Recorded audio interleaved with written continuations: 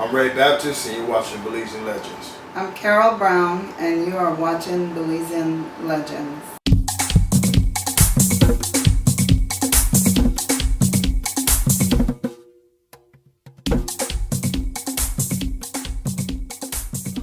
This is Belizean Legends, and I'm Bilal Morris. We are speaking today with a very talented and dynamic young Belizean-American artist, graphic artist, Ray Baptist. Ray Baptist is the son of a Belizean lady, Carol Brown, who is a very prominent personality from the 1980s, 90s in the Los Angeles Belizean community. Many years ago, we remember Carol, and we may have remembered Ray as a little boy. But today, so many years later, like 20-something years later, Carol comes back to us here, to Belizean Legends, in bringing forward her offspring, this production that has been making a lot of great inroads inside the hip-hop and inside the artistic community in Los Angeles. I want to introduce both of you. I want to welcome both of you to the Belizean Legends studio, Ray and Carol. Thank you. Thank you, thank you. Let's just go straight into it. Ray, I want you to give me a broad, very broad perspective in terms of how did you get involved with graphic art, in terms of the entertainment industry and in terms of using art as a means of expression. Talk about it. I guess elementary. We can start from elementary. I was always, just scribbling and doodling. But fast forward to middle school, my mom was working at Otis in Harrison. What year was that? Otis College of Art and Design. That was back in the 90 what? 90, early 90s. Yeah, maybe 95 or something like that. How old are you at that time, Ray? 14. 13 or 14. 13, 14 years old. You were like a 8th grader, 7th grader, Yeah, maybe yeah. going into 9th grade at that time. So it's just a talent that you naturally had. And like most of these artists, it's like everything, music and sports and everything, you have to have that kind of natural touch for it. I mean, how did you know that you had a natural touch for art? I don't know, I can't really call it. It just came right up. It was just something that I always went to. Yeah, you're always drawing. Yeah. Always drawing. Plus, at the time, my mom's boyfriend was a keyboardist. Yes, that's Michael Hyde. Yeah. The legendary Belizean musical artist. Yeah. Grammy Award winner, Michael Hyde. Come on, Belizeans, here you go. Right. This young man has been able to have the tutelage of Michael Hyde. It was something that, just popped out. Just hearing the music and, me naturally having the talent of art and just diving into it anytime I felt like it. Yes. And, at the time, hip-hop was prominent too. Yes, hip-hop was coming up. Hip-hop was so the big thing of the scene. You got graffiti and stuff like that, you know what I mean? So that was like an American influence. Yes.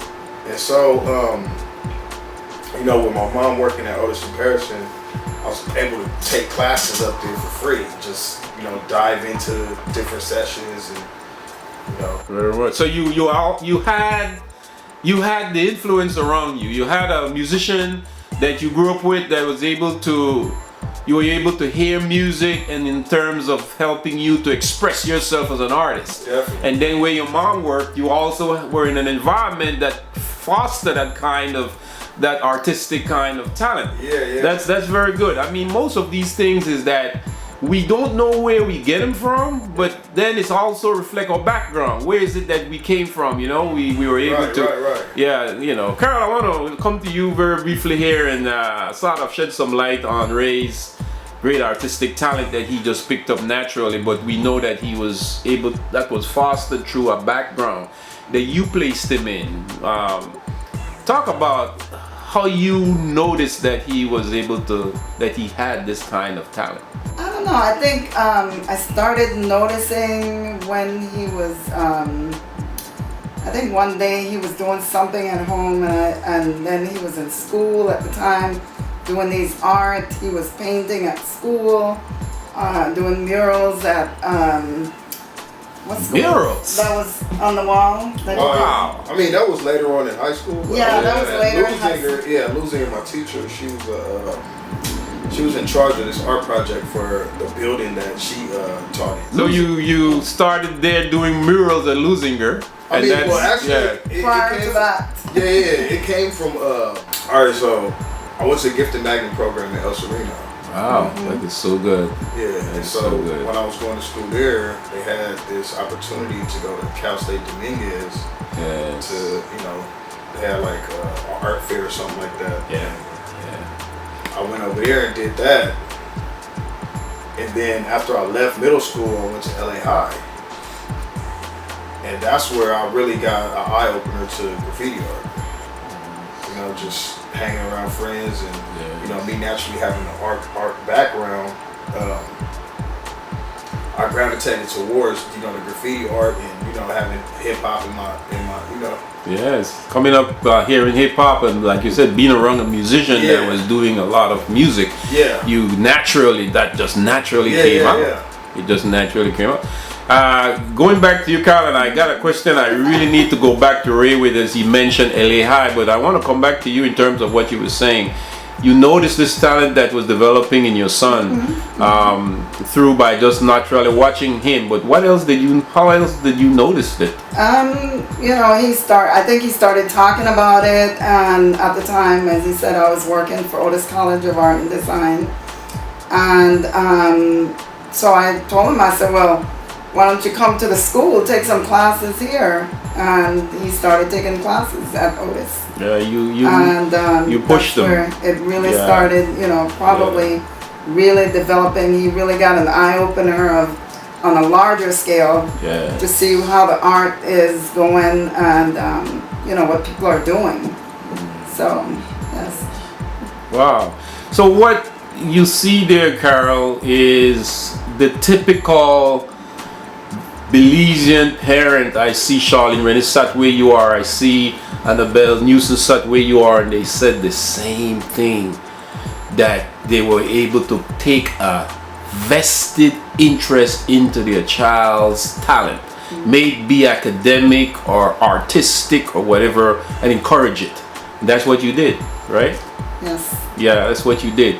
And it's across the board where we see these Belizean-American kids are surviving and excelling to higher heights.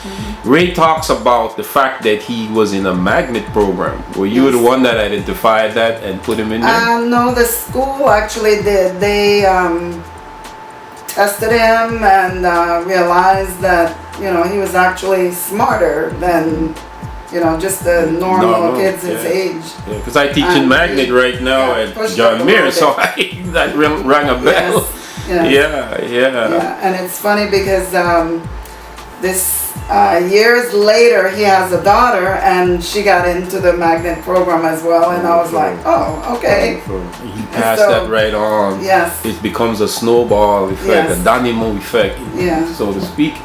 That's so beautiful, and these stories are so very similar in terms of what we do here at Belizean Legends. We see this pattern of parent-child, the kind of parent that gets into what the child is about and encourages it, fosters it, may be whatever it is. Yes. Did you notice anything from he was a little baby in terms of that artistic talent that he portrayed? No, he never did show at that time, No, right? not at that time. Yeah. A little kid running around, having a good time, clowning around.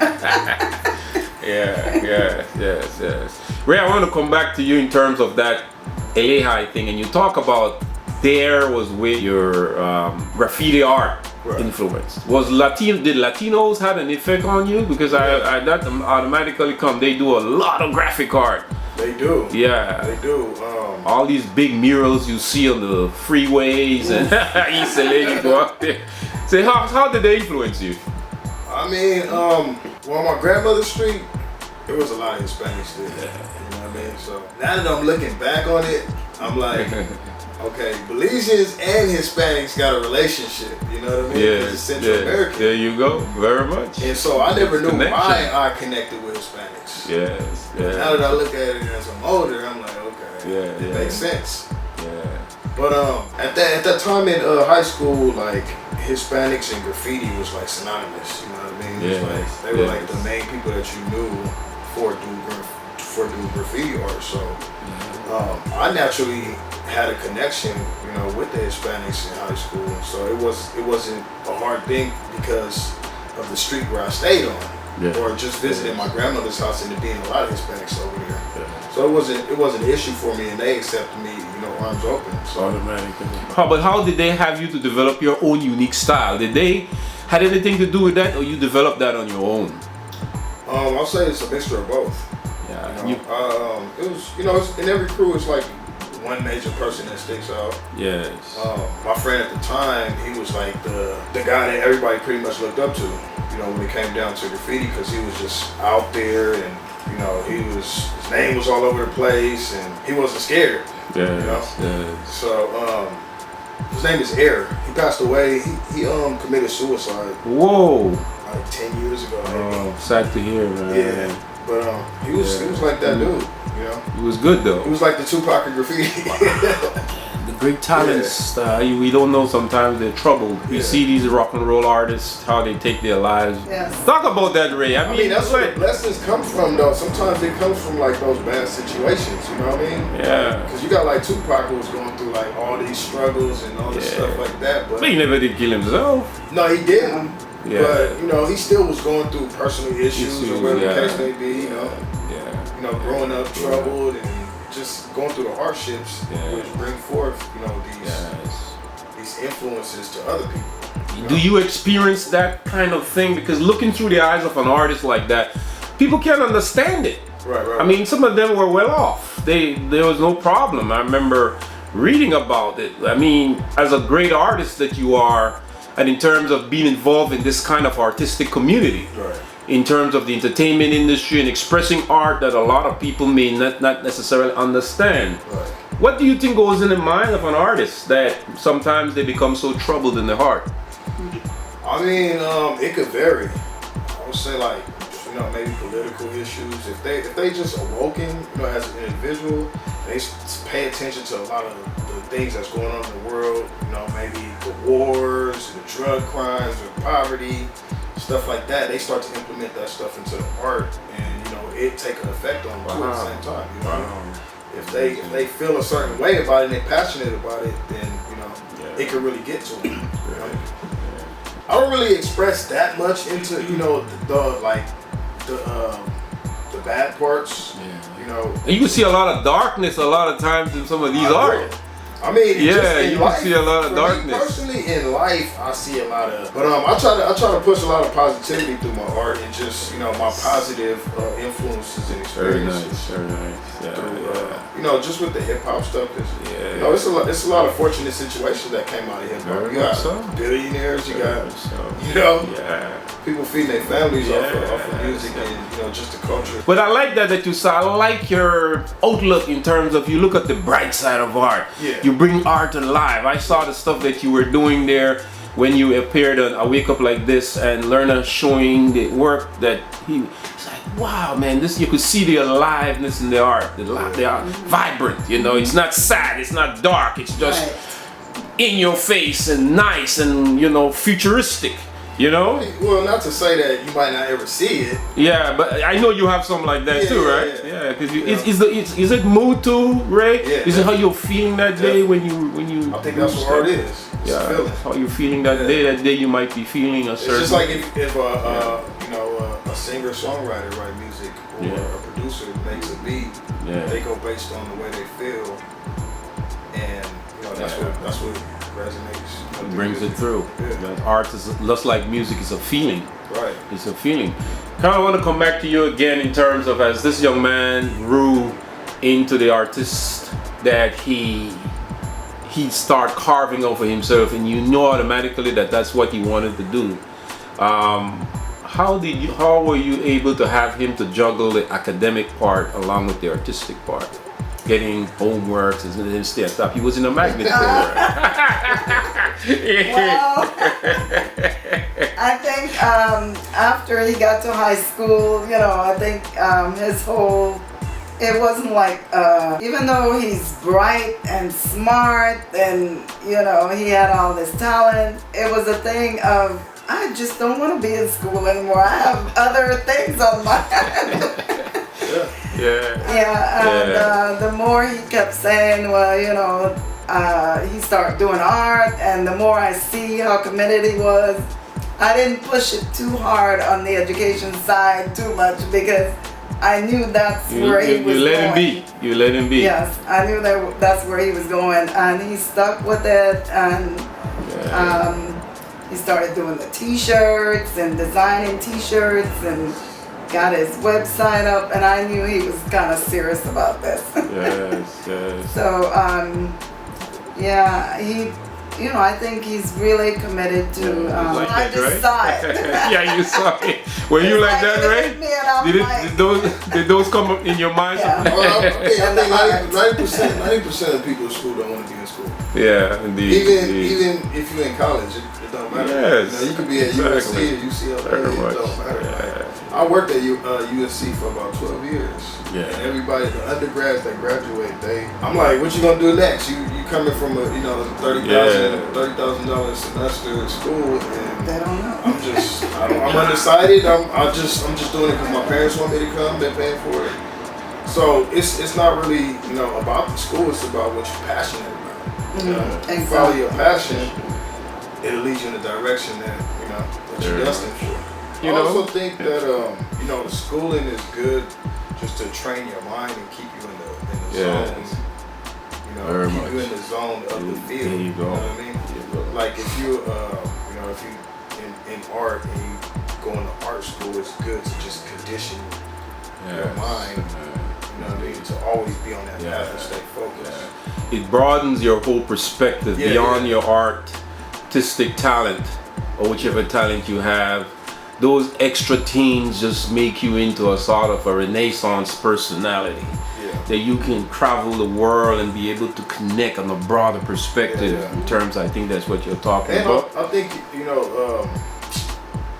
the connections too, the networking with people, just getting in the zone of learning how to be a people's person. It's only so much you can do by yourself. Communication with others is key. Very much, indeed. And through the whole collaboration process and trying to make things happen. Yeah, you can't make nothing happen by yourself. Like in the grand scheme of things, you're always going to need a team. Yeah, tell them about it, Ray, because a lot of these young artists out there, they think that they can go solo. Networking is a big part of it, right? Isn't that so? It is. Yeah, it's a big part of it. Carla, coming back to you again, and we just want to go back and forth in terms of this whole genesis of a great artist that has been born here. Here he is today in your life as a grown man that has found his niche, has found his way in terms of what he wants to do. How have you been able to connect with him now? What's the relationship between you and him in terms of now? Breakfast.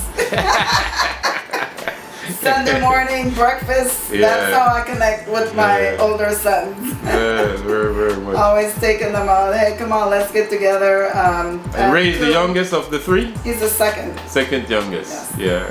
And of course, he's got his daughters, and we connect with the daughters, and get together for, to go out, go down to the beach, wherever.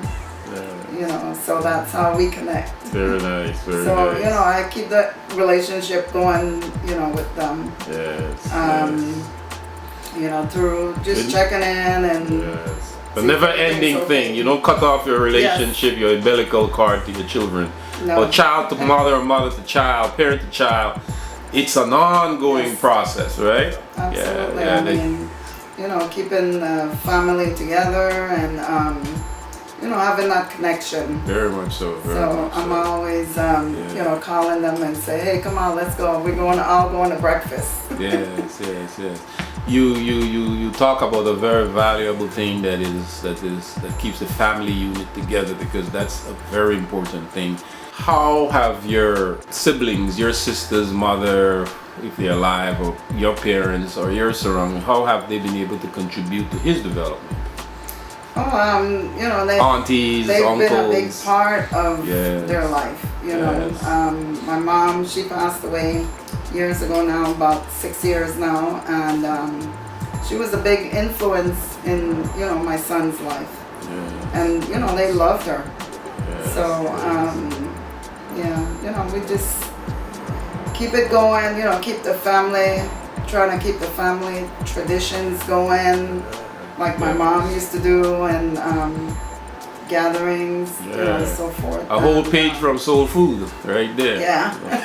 How it's passed on. Yeah. You know, the family is so important. It's important. Yeah. Ray is like reciprocity in that your mom talks about how her family values have enriched you with not only in enforcing your talent, but also to build this personality, this great human being. Right. This gentleman in you, this person that can go anywhere in the world and can be respected for who you are. Right. Talk about how, from your side looking in, how did your parent culture, the Belizean culture, her upbringing that she just spoke about, how has that, it's cross-cultural pollination, you know? Right. How has that really worked for you in developing your personality and where you are today? It's a good thing to have, you know, because like seeing the way things is going with, you know, kids these days is, you know, you look at social media, there's all types of disrespect everywhere. Big time. You know, and they miss out on a blessing through disrespect. Yeah. You know what I mean? Yeah. Like if you disrespect somebody, you limit yourself to the information that you could have got from somebody who outlived you 20 years, 30 years. You know what I mean? And it's informational, and you know, it's beneficial too. You know? Yeah. It's like not knowing your history. If you don't know your history, you don't know where you're going. There you go. You Go. Yeah, that basic thing right there. Yeah. Something as simple as that. As simple as that. But it's all about, you know, what direction you go into at the same time. If you don't have no direction, then you can't expect anything out of it. Yeah. You know? Talking about some of the things that you have done in the Belizean community, in film and in the artistic thing, hip hop, with reggae and film. Your mom mentioned that you also work in terms of the Fern Smith there production. Yeah. Talk about what you have done so far. Yeah, I got a cousin. He also a graffiti artist. His name is Andre Smith. So I met him in '98. I didn't even know he was my cousin. But Wow. his uncle was the one that I really had the connection with. You know, as a kid, he was just like the older, you know, the older cousin everybody looked up to. But when I met Andre Smith, we pretty much did the same thing. We both did graffiti. We both rapped. You know, hip hop stuff like that. And so ever since then, it was just a natural bond. And then finding out he was my cousin was, you know, even more. made it even a greater connection. You know. And so I used to go to his house faithfully every day. Wow. And just like we in the back of a garage, he had a garage over his dad's house, and he was making beats. He was like a big influence, you know, on my upbringing, as far as, you know, the creative aspect and it growing from there. Wonderful. I was about 17, 18 ago. Yeah.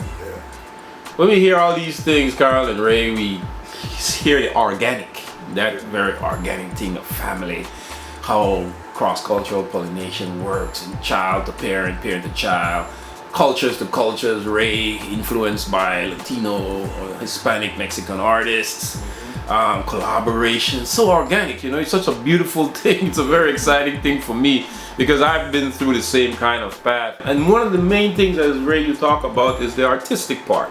Because even though you're finding yourself with the peer pressures that you were going through, you really wanted not to mess with no academics. You just wanted to do art. I mean, you know? I did in different areas, like English. You know, I was big on English. Social studies, geography. You develop your skills. Yeah. Like those things, I don't know, for some reason I just grew a natural attraction to those things, you know. It helped me later on. Very much. Because I like traveling. You know? You know, I like behavioral studies and stuff like that. The way people think, the way psychology. Psychology. You know, English plays a major part. And, you know, art. You know, people like PE to get away from get away from that, but it's important. You know, because if you don't work out every day, like how you see like on social media, everybody working out. Indeed. It's important. Indeed. It's a part of, you know. Fitting that, I want to wrap with this question in that most kids don't want to look like they're smart. Exactly. They're talented. Talk about when you were coming up in a magnet program and how you were able to express that artistic talent vis-a-vis this whole academic pressure and not being able to turn out to want to look too smart to your colleagues. How are you able to deal with that? You know what I'm talking about, right? Yeah. How are you able to deal with that? It wasn't that much of a pressure because I wasn't in school by myself as a magnet student. I was with a whole school of magnet kids. So it was regular. And you got support from them. They supported you. Definitely. And I was bused to school. So we would drop off. Sheltered, man. You had this boy sheltered, Carol. It wasn't bad though. It wasn't bad. Yeah. Because have you heard of Bravo Magnet? Bravo, yeah. All right, so we bus those kids to school first. So we were on a bus full of high school students, full of middle school students, all magnet kids. All magnet kids. So you grew up in that community. Yeah. But they still was like a hip crowd. Yeah, right. You were real. Right. You weren't being trying to put on who you were really not. You know, you represented the hood. You don't try to hide that I'm not from the hood. Right. Why should I hide being from the hood and can't show that I'm smart at the same time? Right now, smart is the new cool. Yeah, I like that. Say it again for the camera. Say it again for the camera, Ray. Smart is the new cool. Is the new cool. I like that line of that. Don't forget it. Smart is the new cool. I'm telling you, man, people are becoming overnight billionaires. Wow. Right now. Wow. Through technology. Through technology. Yeah. Snapchat, Facebook, whatever. And they high school students. They're fresh out of college. Man. 25, richer than, dudes who've been working for 40 years of their life. They're becoming overnight billionaires. That is so true. Have you been through that stuff with your art, where people come to you and say they will make your art big and they will help you patent it, and then they just, when you look at it, you saw your work popped up in something else? Nah. Have you been through that, Ray? Yeah, because there's a lot of stealing going on. Exploitation, right? It's been going on since the beginning. Yeah. I think my style is like pretty niche, you know what I mean? Yeah. So for you to steal it, it'd just be a blatant disrespect. Blatant disrespect. And you were able to tell. Yeah. Anybody can tell, Yeah. the names. I try to just personalize everything that I do. So, if it's taken, you'll know it. You just look the person in the face. Yeah, you do go through that though, right, Ray? You register your stuff. Oh yeah, definitely. Your art, that's idea. Definitely. That's $1 million idea right there. Yeah, I think bigger, billion. Yeah, $1 billion idea. Yeah, your idea is so very important. But I will never forget that, Ray. Cool, smart is the new cool. It is. I mean, you coined that term, bro. You coined that term right there. Carol, we're going to wrap with you and sort of get you to put your last reflection on this artistic and talented young man that is your son. Where he's at today, how would you envision, what would you want to share with parents out there like you who are at the stage where you were 10 or 15 years ago when you were trying to nurture Ray, to support him in terms of what he is doing now, what he has achieved today, and being that person that he is? What advice would you have for parents? First, as you said, you gotta support. You gotta see that this is your kid, and they want to just be who they are. Yes. You can't knock them.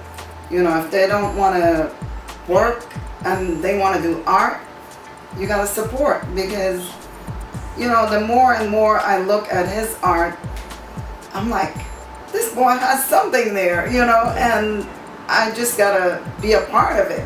You embrace it. And I start talking about it to people. I start talking about it to Lorna, Elaine. I'm like, I have a son that's really talented. He can come in here and put some art on your wall. And I think it's really big. It's a big thing to show them that you support, because you always are the first person that they expect to support them. So don't give up, and just support them wherever you can. Ray, in final words, what advice would you like to send out to those young Belizean-American kids or kids coming from cultural backgrounds, parents living in the diaspora that has fathered and mothered children in the United States. What advice do you have for them? You know, if you're doing things creatively, just follow your passion. Stay focused. You know, figure out a way to monetize whatever you're doing.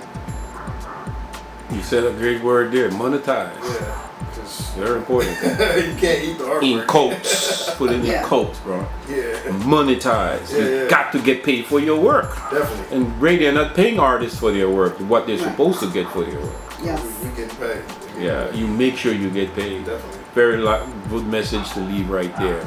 Belize, I hope you heard that.